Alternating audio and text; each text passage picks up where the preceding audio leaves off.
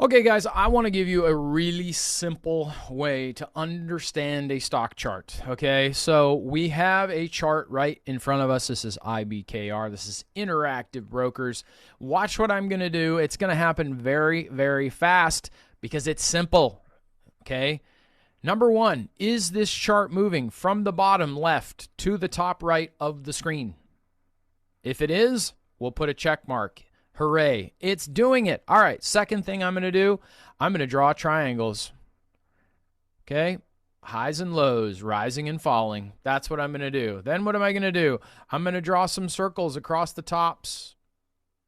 Okay, I would do the same on the bottom like this. I'm going to do it really fast.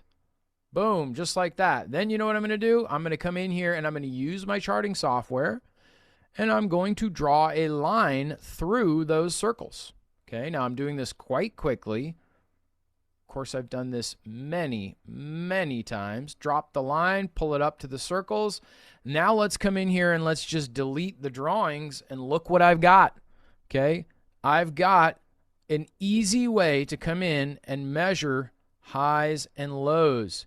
Hits the bottom, hits the top, hits the bottom, moves up from there. Blair, there's got to be a little bit more to it than that. This is the foundation of technical trading. Stock charts do not have to be complicated if we work together to understand how they work. They don't predict the future, but they definitely help us see momentum.